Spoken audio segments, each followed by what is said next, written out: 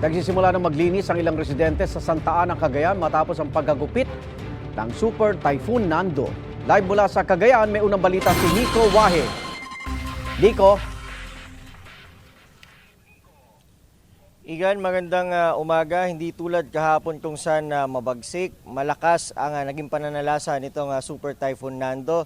Ang magdamag namin ngayon ay mas kalmado dito sa Santa Ana, Cagayan at ngayong umaga medyo lumabas ng bahagya itong araw.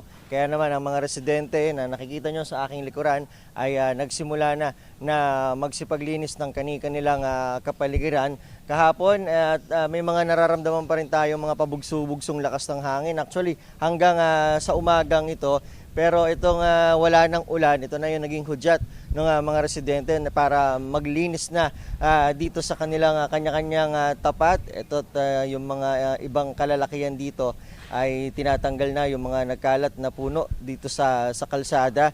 At ayon naman sa PDRRMO, sa kanilang latest situational report kagabi, alas 11 ito, ay kumaunti na yung mga nasa evacuation center, nasa mahigit 9,000 na lang itong mga nasa evacuation center. Individual to para dito sa buong Cagayan. Yung mga pamilya para sa mga nasa evacuation center nasa 3,551 na lang. At yung individual naman niya nasa 4,362. Tungkol naman sa linya ng komunikasyon, may ilang network na walang signal dito sa buong Cagayan.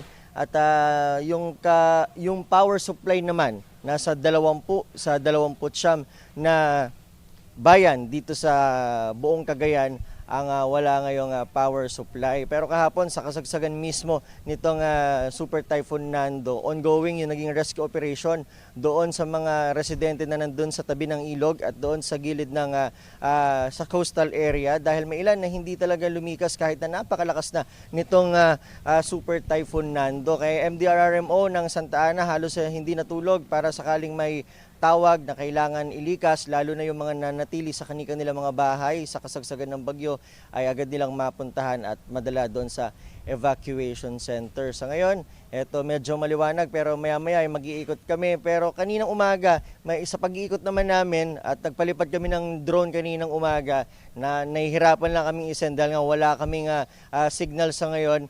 Ang maganda, hindi gaano nasira yung mga kabahayan dito. Yun yung pagpapakita na yung mga taga Cagayan maaga pa lang ay naghahanda na para sakali man kung gaano man kalakas itong bagyo na dumarating, dahil nga lagi naman silang dinaraanan, ay hindi madadamage ng malala itong kanilang mga ari-arian. Yan muna ang latest mula rito sa Santa Ana, Cagayan. Ito ang unang balita. Ako si Nico Wahe para sa GMA Integrated News. Igan, mauna ka sa mga balita, mag-subscribe na sa GMA Integrated News sa YouTube para sa iba't ibang ulat sa ating bansa.